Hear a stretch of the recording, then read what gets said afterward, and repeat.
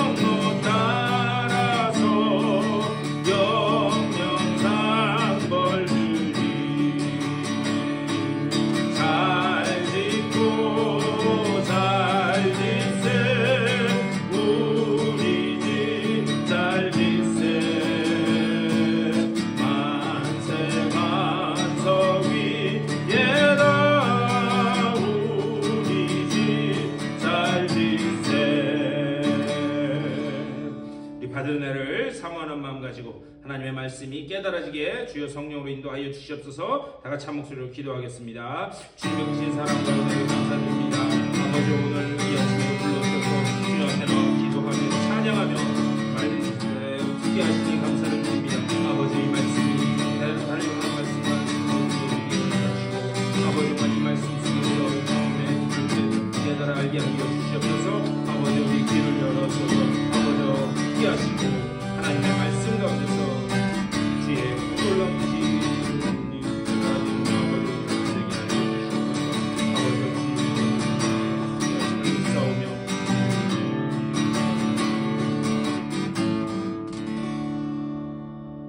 주님의 크신 사랑과 은혜를 감사드립니다.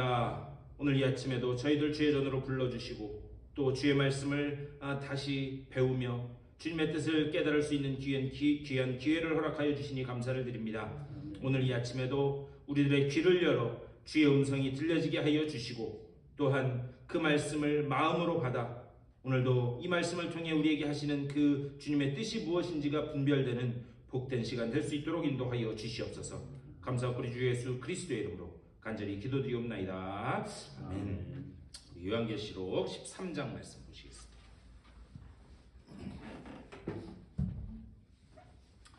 우리 계시록 13장 11절 말씀부터 보시겠습니다. 계시록 13장 11절 말씀부터 마지막 18절까지의 말씀 한 절씩 교독하시겠습니다. 11절입니다. 내가 보매 또 다른 짐승이 땅에서 올라오니 어린 양같이 두 뿔이 있고 용처럼 말을 하더라. 그가 먼저 나온 짐승의 모든 권세를 그 앞에서 행하고 땅과 땅에 사는 자들을 처음 짐승에게 경배하게 하니 곧 죽게 되었던 상처가 나은 자니라. 큰 이적을 행하되 심지어 사람들 앞에서 불이 하늘로부터 땅에 내려오게 하고 짐승 앞에서 받은 바 이적을 행함으로 땅에 거하는 자들을 미혹하며 땅에 거하는 자들에게 이르기를 칼에 상하였다가 살아난 짐승을 위하여 우상을 만들라 하더라. 그가 권세를 받아 그 짐승의 우상에게 생기를 주어 그 짐승의 우상으로 말하게 하고 또 짐승의 우상에게 경배하지 아니하는 자는 몇이든지 다 죽이게 하더라. 그가 모든 자 곧 작은 자나 큰 자나 부자나 가난한 자나 자유인이나 종들에게 그 오른손에나 이마에 표를 받게 하고 누구든지 이 표를 가진 자 외에는 매매를 못하게 하니 이 표는 곧 짐승의 이름이나 그 이름의 수라. 지혜가 여기 있으니 총명한 자는 그 짐승의 수를 세어보라. 그것은 사람의 수니 그의 수는 666이니라. 아멘. 오늘 말씀 가지고 또 우리 말씀 나누도록 하겠습니다. 이렇게 햇볕이 쨍쨍하진 않는데 온도는 높네요. 저 오는데도 제가 오늘 날씨가 좋은지 안 오는지를 어떻게 판단하냐면 202번 타고 이렇게 쭉 오다가 보면 최권사님 뒷산, 최권사님 사시는 그 뒷산을 저는 이쪽 편에서 바라보는데 그 산이 잘 보이면 오늘 날씨가 맑은 날이고 그 산이 잘 안 보이면 오늘 날이 안 좋은 날인데 오늘은 거기 10번하고 202번 지나서 정학자원사님 댁 지나오는데도 그 산이 잘 안 보이더라고요. 뿌옇게. 그래서 오늘 날씨가 안 좋은가 보다. 요 근래 계속 날씨가 안 좋은 것 같아요. 이 모래바람이 좀 부는 것 같은데 여기는 확실히 동네가 좋은 것 같아요. 여기 오면 더 맑은 하늘을 볼 수 있어요. 저희 동네보다. 여러분들 이 감기 모래바람 부니까 감기 조심하시기 바랍니다. 우리 지난주 말씀 잠깐 우리 복습을 해보면 1절과 13장 1절과 2절에 뿔이 10개 그리고 머리가 7개인 짐승이 나왔다 그렇게 말씀하고 있어요. 그래서 그 짐승이 바다에서 나왔다. 그런데 이 12장 말씀 보면 이 12장 말씀 지지난주에 했던 12장 말씀을 보면 그 용이 하늘에서 떨어지는데 어떤 한 여인이 해산을 하려고 하는데 그 여인이 아이를 해산하면 그것을 바로 잡아먹으려고 그리고 입을 벌리고 기다리고 있었어요. 그런데 그 여인이 아이를 해산하자마자 그 아이가 하늘로 올라가서 그 보좌 우편 어린 양 왕관을 쓴 모습으로 보좌 우편에 앉아 계신 그 모습이 12장에 나왔어요. 그리고 도대체 그 하늘에서 용이 떨어지고 그리고 또 이제 그 12장 17절 그 이하를 보면은 어떻게든 그 여자가 낳은 아기랑 싸워서 해보려고 뭐 전쟁을 해보려고 그런 일들이 계속해서 벌어지고 있는데 결국에는 이기지 못했다라는 그런 이야기가 나옵니다. 자, 그런데 이 13장 2절 말씀에 보면은 이 비슷한 이 머리가 뿔이 10개, 머리가 7개인 그 짐승이 나왔는데 그 비슷한 그 짐승, 그 모양이 어디에 나왔느냐? 지난주 말씀 기억나시겠지만 다니엘서 7장에 그 이야기가 나왔어요. 근데 다니엘서 7장에 나오는 그 짐승의 모습하고 요한계시록 13장에 나오는 13장의 앞부분에 나오는 그 동물하고 비슷하긴 하지만 다른 점이 있었어요. 다니엘서 7장에서는 그 동물을 그 짐승을 네 가지로 표현했어요. 그래서 사자 같기도 하고 표범 같기도 하고 기억나시죠? 네. 그래서 다니엘서에서는 네 가지 동물로 보여줬는데 여기 계시록 13장에서는 그냥 뭉뚱그려서 한 가지 짐승으로 보여줬다 이 말씀을 했어요. 근데 이 다니엘 7장에서도 다니엘이 환상 중에 이 짐승을 봤는데 이게 어떤 짐승인지 알았어요? 몰랐어요? 지난주 말씀 기억 안 나세요? 지난주 말씀할 때 다니엘이 이 짐승을 환상 중에 하나님 보여주셨는데 이 짐승이 뭔지 알았어요? 몰랐어요? 몰랐다는 거죠. 그래서 몰라가지고 막 애를 썼다는 거죠. 그때 하나님의 천사가 나타나서 이 짐승이 뭐다 이렇게 하나하나 말씀해 줬다라고 제가 지난주에 분명히 말씀드렸습니다. 자, 그래서 이 다니엘에게 보여주신 네 가지 짐승은 앞으로 일어서게 될 네 나라에 대한 그런 상징이라고 말씀드렸어요. 그래서 이때가 지금 바벨론 제국 시대이기 때문에 첫 번째 짐승은 뭐였다? 바벨론이었다. 두 번째 짐승은 어떤 상징이 있었다? 바벨론을 무너뜨리는 페르시아. 자, 그리고 세 번째 짐승은 뭘 상징했다? 네, 그리스, 헬라, 알렉산더 대왕이었 그리스. 그리고 마지막 짐승은 이제 이 이후에 일어나게 될 철과 같은 그런 모습이 있는 로마 제국. 그래서 그 역사적인 맥락 속에서 하나님께서 이걸 보여주셨다는 거예요. 자, 근데 이 짐승에 관한 환상을 보여주셨는데 이거를 똑같이 지금 반모섬에 있는 사도 요한에게 보여주시는 거예요. 그런데 이 사도 요한에게 이 환상을 비슷한 환상을 보여주시는 이유는 뭐냐? 자, 여기 다니엘서 7장에 한 때에 두 때를 더하고 반 때를 지난다라고 그렇게 말씀드렸어요. 그래서 한 때는 몇 년? 한 때가 몇 년이에요? 1년. 네. 근데 여기에 두 때를 더한다 그랬어요. 두 때를 2년을 더 더하면은 3년. 그리고 반 때를 더한다 그랬어요. 그러니까 3년 반, 42달. 결국에 이 숫자가 상징하는 건 뭐냐? 지금 여러 가지 이런 짐승들이 나와서 하나님의 백성을 미혹하고 넘어뜨리고 억압하지만 그것이 영원한 것이다 아니다? 영원한 것이 아니다. 일시적인 기간이 있다는 거예요. 그래서 일시적인 기간 안에서 하나님이 허락하셔서 하나님의 백성들을 미혹하고 무너뜨리긴 하지만 영원한 것이 아니고 그 뒤에 가면 13장 이제 앞부분 보면 영원한 나라, 그리스도의 나라, 하나님의 나라가 영원히 말 것인데 그때 그 임하기까지 잠시 동안 이런 환란이 있어도 그것을 어떻게 해라? 말씀 붙잡고 이겨라. 예. 그러니까는 지금 가장 무기력한 사도 요한, 반모섬에 유배 가서 혼자 예배드리는 사도 요한에게 이 말씀을 보여주시는 이유는 뭐냐? 지금 그리고 로마의 황제가 너희들을 박해하고 억압하고 하지만 그것은 영원한 것이 아니다. 반드시 기한이 있고 그 기한이 차면 그것은 끝날 것이니 걱정하지 말고 믿음 붙들고 말씀 붙잡고 이겨라 라고 하는 그 환상을 지금 가장 무기력한 사도 요한에게 보여주시는 거예요. 다니엘에게도 그것을 보여주셨던 거예요. 다니엘에게도 야 지금 힘들고 어렵지만 이길 수 있어. 반드시 그 나라가 임할 거야. 영원할 것 같은 그 나라 무너질 거야. 그 똑같은 이 환상을 보여주시면서 그것을 이길 것을 말씀한다. 그러니까요 제일 중요한 건 뭐냐? 우리에게 환란이 있을 수 있어요. 얼마든지. 내일 새벽에도 그런 말씀 나누겠지만 여러분 이스라엘 백성이 홍해를 건넜어요. 자, 홍해를 건넜다라고 하는 것은 뭘 상징하냐면 오늘날 우리 표현으로 하면은 구원받은 것을 상징하는 거예요. 그래서 하나님의 그 놀라운 기적적인 손길로 홍해가 갈라지고 홍해를 건너서 이제 구원 받게 됩니다. 그런데 구원받으면 다 끝난 줄 알았어요. 그랬는데 홍해를 건너서 구원받고 났더니 누가 제일 먼저 공격해 온 줄 아세요, 여러분? 네? 어떤 족속이? 아말렉 족속이. 네. 아말렉 족속이 가장 먼저 이스라엘 백성 뒤를 들어와서 공격을 합니다. 근데 여러분 한번 가만히 생각해 보세요.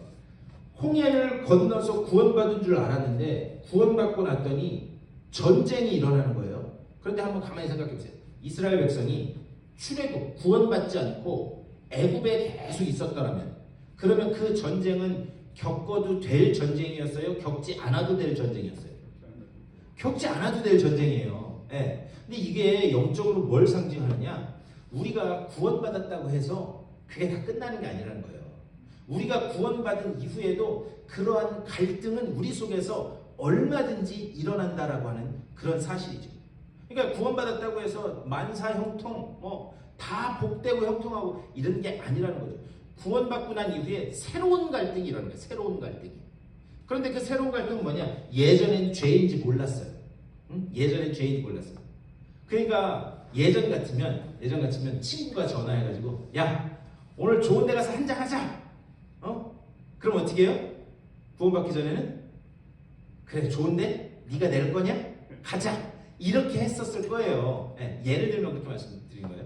그런데 내가 구원받고 나니까 친구가 뭐 예전 같으면 오케이 콜 그렇게 했을 텐데 구원받고 나서 야 친구가 어느 날 전화해가지고 야 우리 오늘 좋은 데 가서 한잔 하자. 내가 쏠게. 그러면 콜이라는 이야기가 나오겠어요? 안 나오겠어요? 콜까지는 아니고 이러다가 이러면 안 될 것 같은데 이건 뭐냐면 새로운 갈등이 내 속에 일어난 거예요. 새로운 갈등이. 이건 한 가지 그냥 단편적인 예로 말씀드리는 겁니다. 그러니까요, 우리가 신앙생활을 하는 데 있어서 새로운 이전까지는 몰랐던 새로운 갈등들이 일어나는데 그때 우리가 절대 놓치지 말아야 되는 것은 무엇인가? 내가 지금 어느 편에 서 있는가를 우리는 반드시 기억해야 되는 줄 믿습니다. 예전 같으면 여기에 이렇게 세상이 있고 여기 이렇게 하나님의 나라가 있어서 예전 같으면 두 발을 이 세상 가운데 있었다면 우리가 구원받음으로 인해서 이제 한 발은 이렇게 하나님 나라에 딛고 있는 거예요. 그러니까 한 발은 하나님 나라에 딛고 있고 한 발은 세상에 딛고 있는 거예요. 이런 갈등들이 생길 수밖에 없다는 거죠. 하지만 우리의 싸움은 뭐냐? 우리의 싸움은 우리가 지금 어디 서 있느냐, 우리의 진영이 어디가 돼야 되느냐. 그래서 세상에 서 있던 이 한 발을 띄어서 두 발 다 하나님 나라에 딛는 이 싸움을 우리가 싸워간다는 거죠. 그런데 이게 하루아침에 될까요? 하루아침에 안 되죠. 이 한 발, 평생 여기서 살았는데 이 한 발을 하나님 나라로 옮긴다는 게 그게 쉽겠어요? 여러분, 예수 믿었다고 해서 어느 날 한순간 할렐루야, 그러면서 이제 하나님 음성만 들리고 그렇게 신앙생활이 되던가요? 아니죠. 여전히 연약하고 넘어지고 하는 것을 보면서, 그러니까요, 아이들도 보면 아이들이 갑자기 크잖아요. 갑자기 확 커버리면 항상 뭐가 따라오게 되어 있느냐? 성장통이 따라오게 되어 있어요. 성장통이. 그러니까는 한 번에 확 크는 것도 중요하지만 조금씩 단단해지면서 뼈가 자라면서 거기에 근육이 붙고 신경도 점점 늘어나고 하는 그런 과정을 겪을 수밖에 없다는 거예요. 네. 그러니까 우리가 신앙생활을 하면서 과연 우리 진영이 어디에 서 있는가, 그 싸움을 우리는 평생 싸우는 거다라는 것을 우리는 절대 잊어서는 안 됩니다. 자, 그러면서 오늘 이제 말씀으로 돌아와서 11절 다시 한번 읽겠습니다. 제가 읽을게요. 내가 봄에 또 다른 짐승이 땅에서 올라오니 어린 양같이 두 뿔이 있고 용처럼 말을 하더라. 이렇게 말씀하고 있어요. 자, 첫 번째 짐승은 어디서 나왔죠? 13장 앞에 보세요. 첫 번째 짐승은 어디서 나왔어요? 네? 첫 번째 짐승은 바다에서 땅으로 올라와요. 네. 첫 번째 짐승은 바다에서 땅으로 올라옵니다. 자, 그런데 11절에 뭐라 그러냐? 다른 짐승이 땅에서 올라왔다는 거예요. 자, 첫 번째는 바다에서 올라오고 두 번째는 땅에서 올라왔는데 그게 뭐냐? 그 올라온 짐승이 뭐처럼 생겼대요? 11절에 뭐처럼 생겼대요? 용처럼. 예, 어린 양 뭐라고 돼 있어요? 같이. 예, 어린 양 같이. 어린 양이라는 거예요? 어린 양이 아니라는 거예요? 생긴 거는 어린 양처럼 보이는데 그게 아니라는 거예요. 자, 그런데 어린 양 같이 두 뿔 있고 용처럼 말을 하더래요. 자, 용은 뭐의 상징이다? 악어, 뱀, 사단, 마귀 다 같은 거예요. 아니, 어린 양인 줄 알았어요. 그래서 우리의 대속 제물이 되신 그리스도구나 이렇게 알았는데 어린 양 같이 생겨서 용처럼 말을 한대요. 홀리고 미혹하고 유혹하는 말을 한다는 거예요. 자, 그러면서 12절. 자, 12절 다 같이 읽겠습니다. 시작. 그가 먼저 나온 짐승의 모든 권세를 그 앞에서 행하고 땅과 땅에 사는 자들을 처음 짐승에게 경배하게 하니 곧 죽게 되었던 상처가 나은 자니. 예, 첫 번째 바다에서 나온 짐승에게 경배하게 했다는 거예요. 그러니까 경배하게 했더니 뭐가 나왔대요?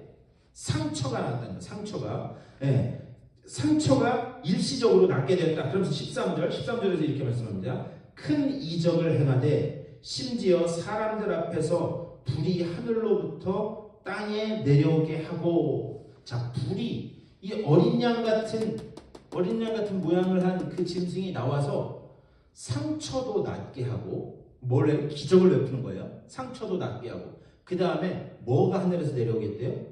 불이 하늘에서 내려오겠대요. 여러분, 불이 하늘에서 내려오는 거 누가 제일 먼저 생각나요?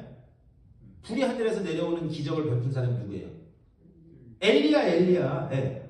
제가 이렇게 배배 꼬는 질문을 안 하니까 그냥 말씀하셔도 돼요. 엘리야.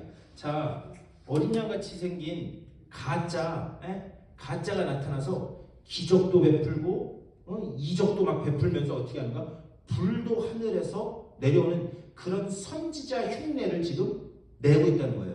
여러분, 성경에 보면은요, 기적과 이사를, 특별히 사도행전 같은 데도 그렇고 구약 성경도 그렇고, 하나님이 왜 기적과 그런 표적을 보여주신 줄 아세요? 그 이유는 뭐냐면, 이 당시에는 기적과 이런 표적, 이런 것들이 일어났을 때에는 아직 하나님의 말씀이, 이 성경책이 완전하고 믿을 만한 그런 하나님의 말씀으로 확정되어 있을 때가 아니에요. 그렇기 때문에 이것이 하나님이 주시는 말씀이다라고 하는 그런 사인으로 기적과 이적을 하나님이 베풀어 주신 거예요. 예를 들면 사도행전에도 보면은 성전 미문 앞에 앉아있던 안진뱅이에게 베드로가 가요. 베드로가 가서 어떻게 해요? 은과 금은 내게 없거니와 뭘로 내게 명하노니? 예수의 이름으로 명하노니 일어나 걸으라. 하나님이 그런 사도행전의 기적들을 왜 보여주시냐면, 하나님의 말씀이 아직 구체적인 이런 완전한 말씀으로 전해지지 않았을 때는 이것이 하나님이 하시는 일이다라고 하는 그런 상징으로서 그런 기적과 이서를 보여주신 거예요. 그렇다고 해서 제가 이 은사, 기적, 이사 이걸 무시하는 건 아닙니다. 하지만 오늘날은 왜 그렇다면 이런 사도행전에서 일어났던, 구약 성경에서 일어났던 그런 기적과 이사가 왜 예전같이 그렇게 나타나지 않는가? 이제는 완전한 하나님의 말씀으로 완성된 말씀이 우리에게 주어졌다는 거예요. 그러니까 말씀에 귀 기울여야지 기적과 무언가 막 표적이 일어나는 이런 거를 쫓아다니면 우리가 제대로 된 신앙에 갈 수 없다는 것을 우리는 기억해야 됩니다. 왜 그러냐면 제가 여기 와서도 몇 번 봤는데 무슨 은사 치유 집회 그러면서 뭐였더라? 메사의 하나님의 종이 바와서 기적 치유 집회 이런 거 하나 있었어요. 사인이 예전에 그 광고가. 그런데 중요한 거는요, 여러분, 기적과 이사와 이런 표적들만 쫓아다니면 잘못된 신앙으로 갈 확률이 굉장히 높습니다.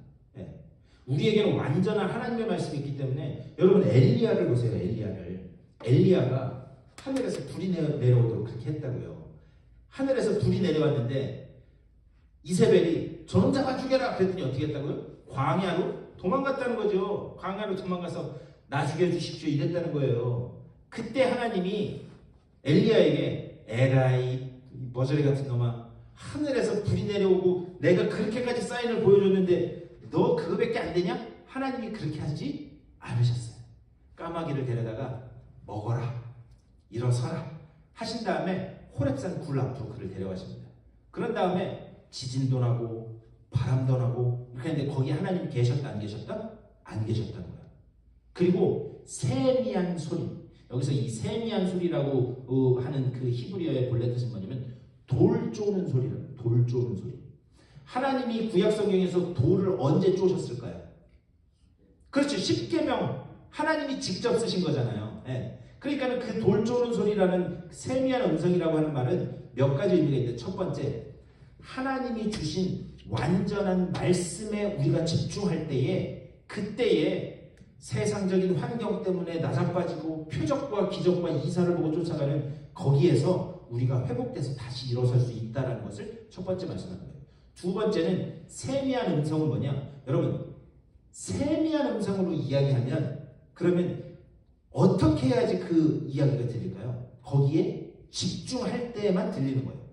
그러니까는 조용한 세미한 음성으로 이야기할 때는 그 말씀에 집중할 때만 들을 수 있는 겁니다. 그러니까 제가 오늘날도 물론 그런 기적들이 일어나요. 하나님이 살아계시다라고 하는 사인으로 그거 보여주시기도 합니다. 그런데 우리는 그 기적과 이사를 보면서 성경에 나와 있는 하나님의 말씀이 사실이구나. 구약 성경에서 선지자와 예언자들을 보내서 하셨던 그 말씀이 사실이구나. 우리가 그 사인으로 받아들여야지, 그게 아니라 그것만 쫓아가다가는 우리가 분명 잘못된 길로 갈 수 있다라고 하는 사실을 우리 반드시 기억해야 됩니다. 하지만 우리가 또 반드시 기억해야 되는 건 뭐냐? 그런 기적도 오늘날 분명히 있다는 것을 우리가 알고, 특별히 조그만 교회 목회자일수록 그런 유혹이 심해요. 뭐냐? 우리 교회는 아픈 분들 많잖아요. 저도 그런 유혹이 올 때가 있어요. 그냥 제가 기도하면 막 벌떡벌떡 일어나고, 그래서 그렇게 되면 여러분 전도하는데 좀 도움이 되지 않겠어요? 그렇죠. 전도하는데 도움이 되겠죠. 그러면서 오라고, 제발 우리 교회 나오시지 말라고 해도 제가 기도하면 막 벌떡벌떡 일어나고 막 기도하면서, 저 권사님 오늘은 동쪽으로 가지 말고 서쪽으로 가세요.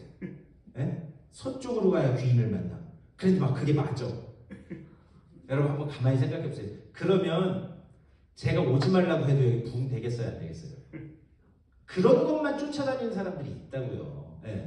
그런데 그렇게 하면 은사가 중요하지만 은사주의로 빠져버리면 우리가 얼마든지 위험을 겪을 수 있다는 것을 놓쳐서는 안 됩니다. 은사가 필요해요. 그런데 은사는, 그런 병 고치는 은사는, 그거는 제가 구해서 뭐 하나님이 주시기도 하겠지만, 성경의 은사는 뭐냐? 선물로 주시는 거라고. 우리 교회에 그런 은사가 필요하다면 하나님 저 주시리라 믿어요. 하지만 그것만 쫓아간다, 은사주의로 간다, 그것은 얼마든지 문제가 있을 수 있다는 것을 우리는 기억해야 돼요. 왜 그러느냐? 어린 양같이 생긴 그 짐승이 나와서 그런 일들을 해서 사람들이 거기에 속아서 진리의 말씀은 외면하고 거기만 쫓아가는 그런 미혹하는 일들을 한다는 거예요. 그래서 여러분, 이단 통일교도 보니까 한 학자씨 보니까 꼭 나타날 때 뭐 하고 나타나는 줄 아세요? 머리에 왕관 쓰고. 원래는 그 한 학자가 아니라 문선명이 쓰고 나오던 그 왕관을 이제 자기가 물려받아서, 그래서 자기가 쓰고 망토를 거치고 꼭 저기 천주 교황처럼 하고 이렇게 엄청나게 큰 지팡이를 하고, 예전에 문선명은 살아있을 때 흰 말까지 타고 나왔었어요. 우리 요한계시록 하면 흰 말 탄 자 나오잖아요. 그러면 또 그거 보고 쭉 타고 와 하고 그래요. 그런데 여러분, 이상한 건 뭐냐면, 거기 통일교 거기 가서도 와 하는 사람들 보잖아요. 거기에 배울 만큼 배운 분들이 상당히 많아요. 가방끈 길고. 그런데 왜 그런 데 빠져드느냐? 이것은요, 어떤 이성적인 문제가 아니라 영적인 문제이기 때문에 그렇습니다. 제가 참 안타까운 이야기를 들은 적이 있는데, 한국에 계신 어떤 분이 구원파, 기쁜 소식 선교회, 구원파에 빠져가지고 거기에 아주 했는데, 그거를 아주 어떤 목사님이 가셔서 말씀으로 깨우쳐서 구원파에 나오셨대요. 근데 더 큰 문제는 뭐냐면, 구원파에서 나오더니 신천지로 가더라고요. 그러니까는 구덩이에서 건졌더니 더 큰 구덩이로 가더라는 거죠.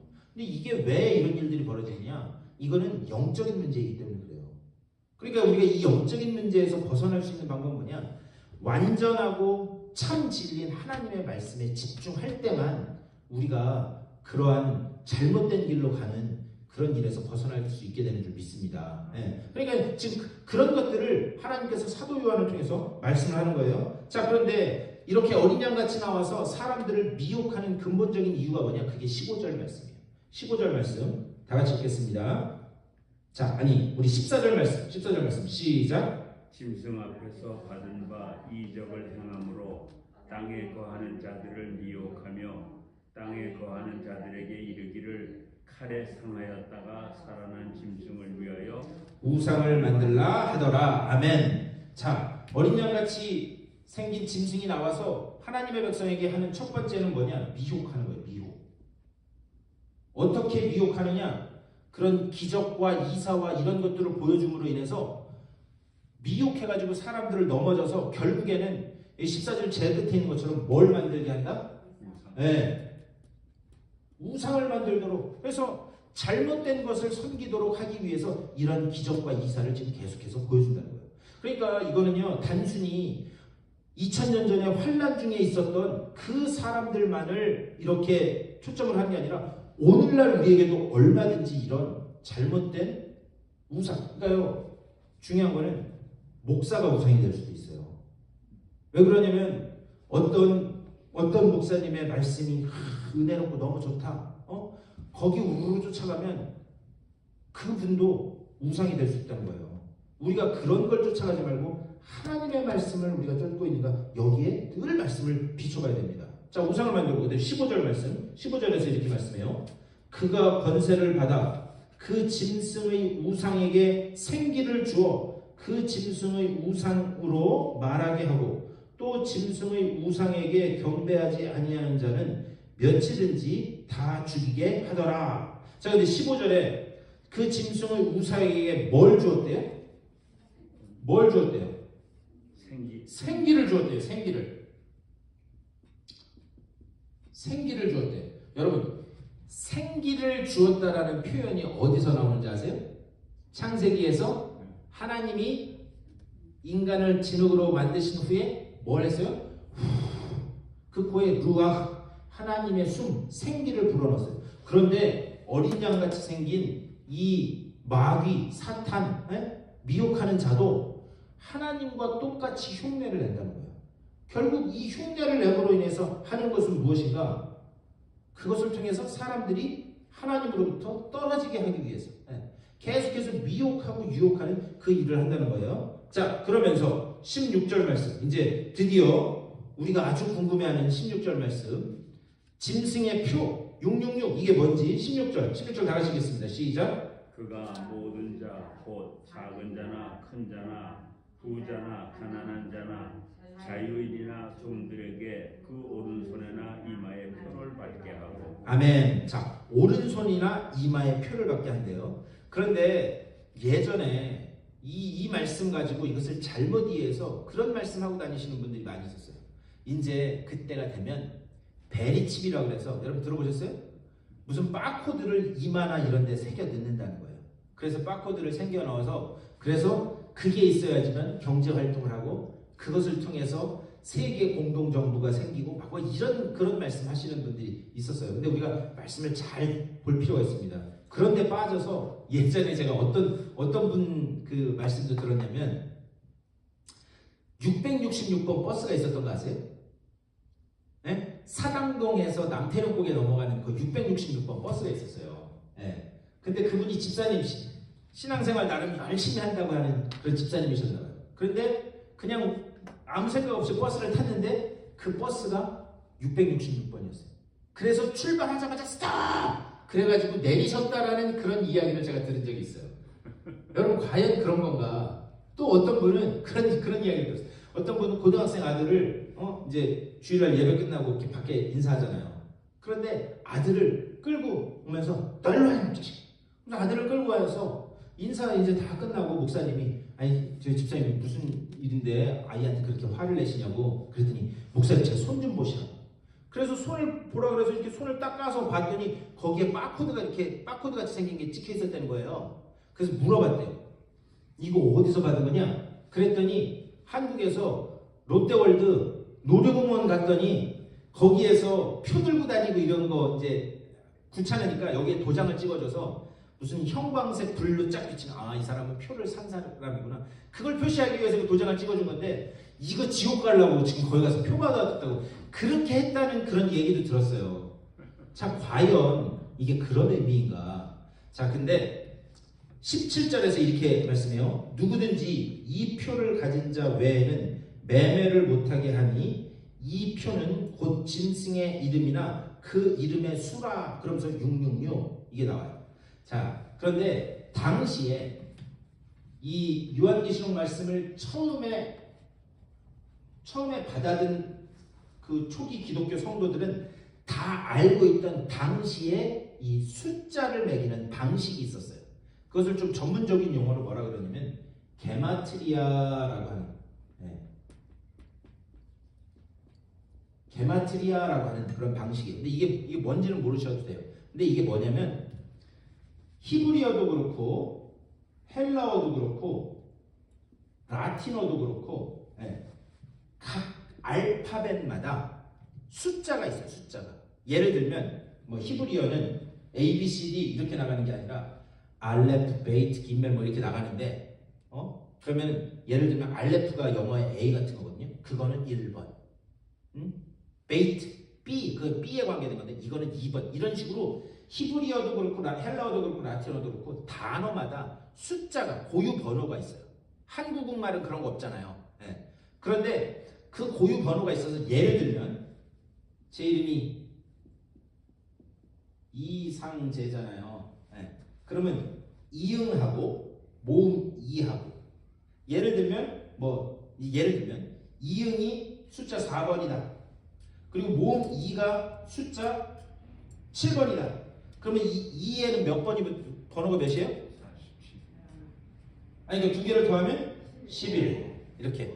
예를 들면 뭐 시옷에는 8, 아는 뭐 2, 다시 아까 이응에는 4, 세 개를 더하면 14 뭐 이런 식으로 하는 방법이 게마트리아라고 하는 방법이었어요. 그런데 이 게마트리아 방법을 따라서 666은 누구의 이름이냐면 네로 가이사, 로마 황제인 이 예수 믿는 사람들을 가장 심하게 박해해서 죽였던 이 숫자를 더하면 네로 가이사라는 이름을 숫자를 더하면 666이 되는 거예요. 근데 이제 문제는 뭐였냐면 이런 게마트리아라고 하는 방식을 가지고 사람의 이름으로 숫자를 표현을 했었는데 근데 나중에는 어떤 그 한 이름을 만들어 놓고 거기에 억지로 막 숫자를 갖다 붙이기 시작했어요. 그래서 억지로 숫자를 갖다 붙여서 어떻게든 이 사람의 그 이름이 예를 들면 666이 나오도록 777이 나오도록 하는 그런 문제까지 벌어지게 됩니다. 자, 중요한 것은 666이라고 하는 숫자에 우리가 집중을 하면 안 된다고요. 억지로 갖다 맞추는 그런 경우도 있거든요. 도대체 이것이 상징하는 바가 뭐냐? 그러면서 표를 받지 않는 자들은 매매하지 못하게 했다라고 하는 16절, 17절의 말씀이 뭐냐? 우리가 그것을 볼 수 있어야 돼요. 제가 몇 번 말씀드렸습니다. 이 당시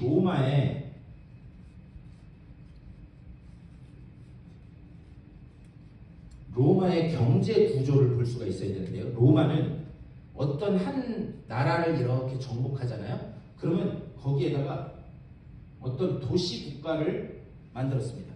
그리고 도시 국가를 만들고 그 도시 국가에 총독을 만들었어요.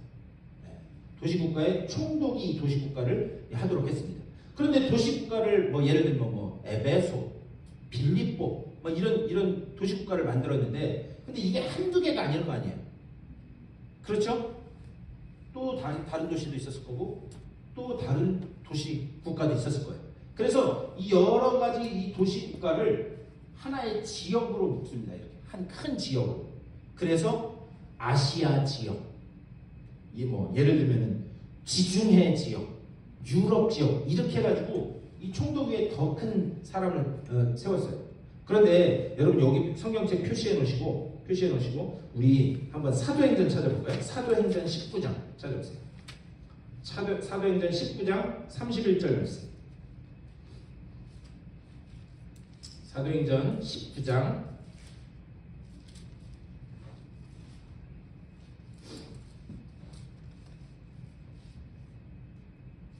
31절 시작. 또 아시아 관리 중에 바울의 친구된 어떤 이들이 그에게 통지하여 연극장에 들어가지 말라 권하더라. 예, 아멘. 이게 무슨 일이냐면 에베소에서 일어난 그런 복음 증거하는 것 때문에 벌어진 소동을 이야기하는 건데, 여기 바울이 등장하는데, 바울의 친구 중에 아시아 관리가 있었다는 거예요. 아시아 관리. 그런데 이 아시아 관리는 뭐 하는 사람이냐면, 이렇게 여러 개 도시국가가 있었잖아요. 이 도시를 총책임하는 총책임자였습니다. 그러니까 바울의 친구 중에 아시아 관리가 있었다면 제일 높은 위치에 있는 사람이에요. 이 사람이 지위가 높았겠어요? 낮았겠어요? 높았겠죠. 그래서 바울에게 이야기하는 거예요. 거기 극장 가지 말라고. 그러니까 바울도 꽤 높은 지위에 있던 친구가 있었던 거예요. 그런데 이 아시아 관리, 예를 들면 아시아 지역, 지중해 지역 했을 때 이 관리들이 하는 일이 뭐였냐면, 이 각 도시들이 있다 그랬잖아요. 여러 가지 도시들. 이 도시들한테 충성 경쟁을 시킵니다. 누구한테 충성 경쟁을 하도록 하냐면 황제에게 충성하는 그 경쟁을 시켜요. 그런데 당시에 로마의 황제는 사람이 아니라 신이었습니다. 신. 그래서 황제는 신으로 여겨졌어요. 그런데 이 아시아 관리, 가장 높은 위치에 있는 이 사람은 오늘날 표현을 하면, 성경적 표현을 하면 제사장이었어요. 제사장. 그래서 황제를 숭배하는 경쟁을 딱 치르게 한 다음에 그 경쟁에서 이긴 하나나 두 개의 도시한테 뭘 줬냐면, 황제를 숭배할 수 있는 신전을 유치할 수 있는 이 권한을 줬어요. 근데 그 모든 것을 누가 관리했느냐? 아시아 관리라고 하는 가장 높은 데 있는 사람이 그걸 한 거예요. 그러면 어떤 한 도시에 황제를 숭배하는 어떤 그냥 교회는 아니지만 교회 같은 이런 유치권을 이렇게 받게 되면 어떤 일이 벌어지느냐? 황제를 숭배하기 위해서는 신전을 지어야 될 거 아니에요.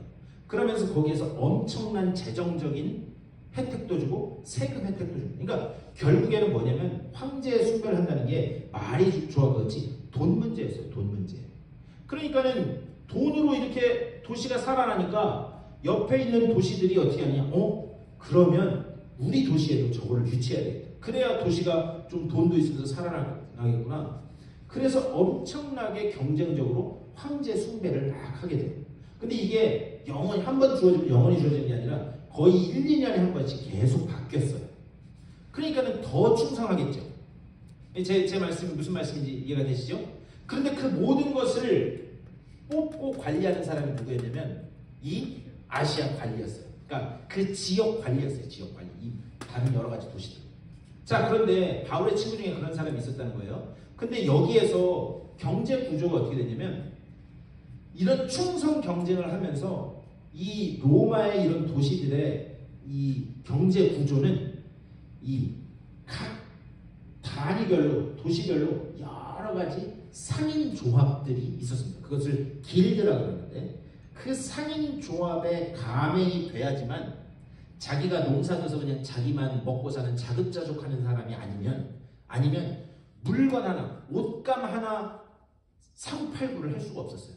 그래서 이 각각 이 상인 조합에 가입해야지만 기본적인 경제고. 그래서 여기서 16절에서 그 표가 없는 사람에게는 뭘 못하겠다고요? 매매를 못하겠다. 네. 그래서 여기서 그 표현이 나오는 거예요. 매매하지 못하겠다. 결국 여기에서 그 표를 받았다는 건 상징적으로 이야기합니다. 진짜 여기다가 무슨 표를 받고 여기다가 바코드 도장을 찍었다는 게 아니라. 네. 그래서 이 사람들은 상인조합에 가입해서 제일 첫 번째가 뭐였느냐? 여러분 제일 첫 번째가 뭐였냐면 가이사는 황제는 주이십니다. 네. 가이사는 내 주인이십니다. 신입니다. 그거를 얘기했었어야만 했어요. 그런데 그걸 할 수 있어요? 없어요? 예수 믿는 사람은 할 수 없는 거죠. 여러분 그거 아세요? 제가 얼마 전에 뉴스 보니까 요즘 북한 놈들이 뭘 하느냐? 그 해커들을 키워요. 해커들을 키워가지고 전 세계에 있는 유명한 그런 IT 기업 있잖아요. 구글, 뭐 애플 이런 데에 취직을 시켜요. 이런 데 취직을 시키는데 그게 BBC라고 하는 영국 방송국에서 그거를 탐사해가지고 보도한 거를 이렇게 제가 그걸 다큐멘터리를 봤는데 어떻게 하냐면 자기가 미국에서 하버드를 졸업하고 지금 홍콩에 거주하고 있다. 뭐 이런 식으로 해요.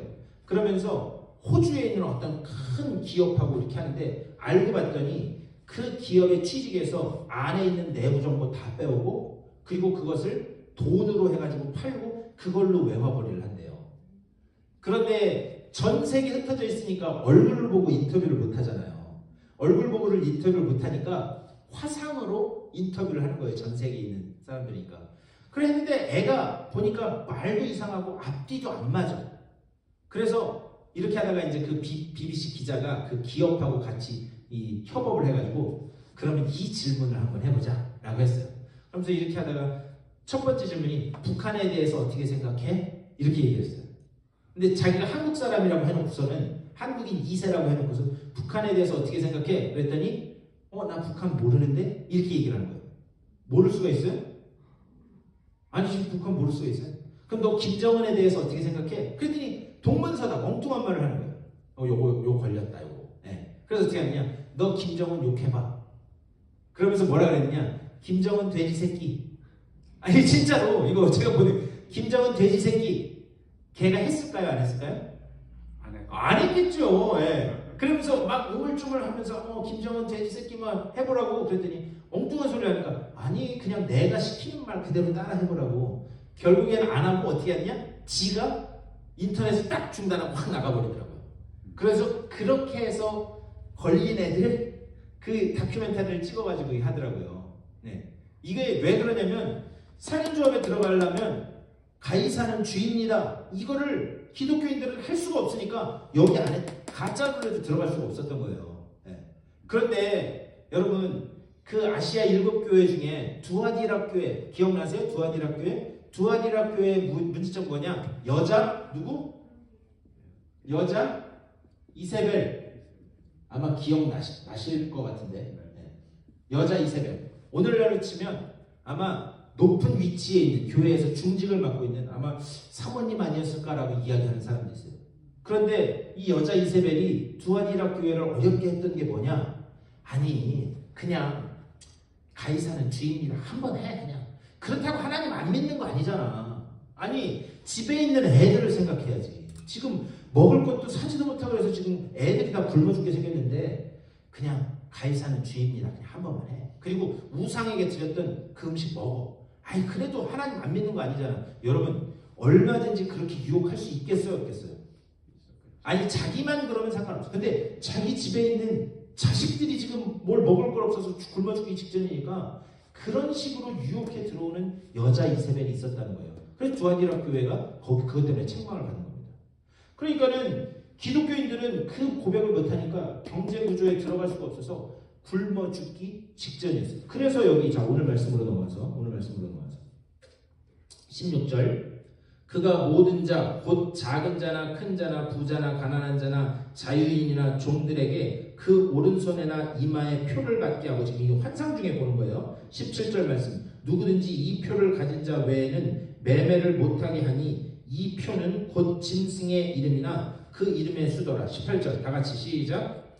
지혜가 여기 있으니 총명한 자는 그 짐승의 수를 세어보라. 그것은 사람의 수니 그의 수는 666. 예, 그 숫자가 누구의 숫자라고 그러느냐? 사람의 숫자라고 이야기해요. 사람의 수. 여러분, 사람의 수는 성경에서 사람의 수는 항상 6을 상징합니다. 왜 그러느냐? 세상의 수는 6인 이유가 하나님이 며칠 동안 세상을 창조하세요? 네, 6일 동안 세상을 창조하세요. 세상을 창조하신 후에 7일째 안식하심으로 창조가 완성된 거예요. 그래서 6은 항상 사람의 수, 그리고 아직 미완성된 수. 그래서 성경에서는 항상 7을 완전한 수라고 이야기하는 이유가 완성하신, 창조를 완성하신 창조의 수이기 때문에, 완성의 숫자이기 때문에 7을 완성의 수라고 이야기합니다. 자, 그런데 여기서 사람의 수니, 지혜가 여기 있으니 총명한 자는 그 짐승의 수를 세워보라. 그것은 사람의 수니 그의 수는 666이니라. 자, 그러면 사람의 수가 지금 교회 안에서 이게 어떻게 벌어지느냐? 이런 두아디라 교회 이것처럼 세속의 권세를 끌고 들어와서 얼마든지 하나님의 진리의 말씀인 이 하나님의 말씀을 미혹하고 무너뜨리는 그런 일들을 벌이고 있다는 것. 그것은 오늘날 교회에서도 얼마든지 일어날 수 있다라고 하는 사실을 우리는 잊어서는 안 됩니다. 그래서 제가 아까도 처음에도 말씀드렸지만 우리가 은사를 쫓아가고 그리고 표적과 기사를 쫓아가면 우리가 얼마든지 잘못된 길로 갈 수 있다는 것을 우리는 민감하게 반응해야 됩니다. 그러면서 그들이 거짓 교사로 교회에 들어가서 새로운 우상을 만들고 그리고 얼마든지 넘어지게 하는, 지금 하나님께서는 사도 요한에게 이 환상을 통해서 하시는 그 말씀이 뭐냐. 자, 13장 전체를 통해서 보면 지금 너희를 미혹하고 유혹하고 넘어뜨리는 사람들이 있다는 거예요. 그럼 왜 미혹하고 유혹하고 넘어뜨리느냐? 지금 환난과 박해가 너무 심하니까 여자 이세벨처럼 먹고는 살아야 될 거 아니야. 사람이 살고 가야지. 이렇게 하면서 유혹하면서 넘어뜨리는 사람들이 그 교회 안에 일어나기 시작한 거예요. 왜? 박해가 너무 길어지다 보니까. 그러니까는 그 미혹에 넘어가서 팍팍팍팍 넘어가는 그런 사람들이 있었던 거예요. 그런데 이 13장 앞부분에서 하시는 말씀은 뭐냐? 그때가 영원한 거예요? 어느 정도 기간이 있다는 거예요. 기간이 있다는 거죠. 그러니까 이 환난과 박해 영원한 것 아니다. 영원한 건 아니고 그것은 끝날 테니 이런 유혹과 미혹에 넘어지면 안 된다라고 하는 것을 하나님께서 사도 요한에게 보여주면서 가서 말씀을 전하라 이야기하는 거예요. 거기에 넘어가지 말고 너희가 붙들어야 될 것은 무엇이냐? 첫 번째, 영원한 그리스도의 나라, 영원한 하나님 나라에만 너희가 소망을 두고 그것을 바라보며 나아가라. 두 번째는 뭐냐? 하나님의 진리의 말씀에 집중하고 이것이 진짜 하나님의 말씀인지 아닌지를 분별하면서 나아가는 것, 그것이 너희가 갈 길이고 그것이 그 환난과 박해를 이기는 유일한 힘이다라고 하는 것을 지금 이렇게 말씀에서 보여주신 거예요. 그러니까 요한계시록은 계속 숫자가 이제 다음 주에는 14만 4천 명의 노래가 또 나올 거예요. 그리고 그 뒤에는 천년왕국에 대한 이야기 나오고 이제 그때 가면은 그때 장로님께서 질문하셨던 그런 그 휴거와 뭐 이런 것들 들림받고 이제 이런 것들에 대해서 말씀을 나누겠지만, 그래서 뭐 전천년설, 후천년설 뭐 이런 이야기들이 많아요. 근데 그거는 그때 가서 또 말씀 나누도록 하겠습니다. 중요한 거는 이런 숫자들이 많이 나오는데 숫자에 매몰돼 버리면, 요한계시록에 나오는 숫자에 매몰돼 버리면 이 요한계시록을 통해서 하나님이 우리에게 하고자 하는 그 본래의 말씀을 우리가 놓칠 수 있다는 것을 잊어버리면 안 됩니다. 물론 그게 뭘 상징하는지는 알아야 되겠지만 숫자에 매몰되지 말고 그것을 통해서 우리에게 하시는 말씀이 무엇인가, 여기에 집중하면 우리가 요한계시록을 바로 이해할 수 있다, 이렇게 말씀드릴 수 있어요. 예, 자, 또 질문 없어요? 그러니까 어디 가다가 제가 지난주에 말씀드렸죠? 저기 제가 아는 권사님 돌아가신 시부모님이 애 출산하려고 갔더니 기도해 주시면서 666, 36은 18, 18일은 피하게 해주시고, 제가 그 말씀 드렸잖아요. 네. 그 숫자에 매몰되면 안 된다는 거예요. 네? 자, 우리 말씀을 생각하면서 기도할 때 우리 그렇게 기도했으면 좋겠어요. 한 목소리로 기도하실 때, 하나님, 내가 진리의 말씀에만 집중하게 하여 주시고, 그리고 세밀한 하나님의 음성, 그 음성으로 내게 하시는 그 말씀에만 집중하는 내가 되게 하여 주시옵소서. 그리하여 이 세미한 집중을 통해 하나님의 말씀이 나를 어디로 이끌어 가시는지 거기에만 순종하는 내가 되게 하여 주시옵소서. 우리 다 같이 한 목소리로 기도하며 나가겠습니다. 주님의 크신 사랑과 은혜를 감사드립니다. 우리에게 진리로 그리고 영원한 약속으로 주신 이 말씀, 아버지, 이 말씀에만 집중하는 우리 모두가 되게 하여 주시옵소서. 진리의 말씀에 그 인도하시는 그 길로만 순종하며 나가게 하여 주시고, 또한 그 우리의 순종의 삶 가운데 언약의 성취를 맛보게 하여 주시며, 하나님께서 이 어려운 가운데서도 우리를 어떻게 이끌어 가시는지를 보며 아버지여 천국의 영원한 소망을 품고 나아가는 주님의 귀한 백성들 다 될 수 있도록 주여 아버지 붙잡아 주시옵소서. 주님의 크신 사랑과 은혜를 감사드립니다. 오늘 이 아침에도 또 주의 전에 나와 하나님의 말씀을 또 듣게 하시고 하나님의 말씀을 배우게 하시니 감사를 드립니다. 오직 우리에게 주신 이 완성된 언약, 이 진리의 말씀에만 집중하는 우리 모두가 될 수 있도록 인도하여 주시옵소서. 하나님의 이 말씀이 오늘을 살아가는 나를 어디로 이끌어가기를 원하시고 그리고 그 끝에 어떻게 언약을 성취케 하시는지에 집중하면서 하나님의 말씀이 하나님이 나에게 말씀하실 때에 그 말씀에만 온전히 순종하며 나아가는 순종의 백성들 다 될 수 있도록 복내려 주시옵소서. 오늘 남은 한나절의 삶 가운데도 하나님 은혜 위에 은혜를 더하여 주시고 오직 하나님이 임마누엘로 동행하시는 놀라운 은혜를 체험하는 복된 한나절 될 수 있도록 인도하여 주시옵소서. 감사합니다. 주 예수 그리스도의 이름으로 간절히 기도드리옵나이다. 아멘.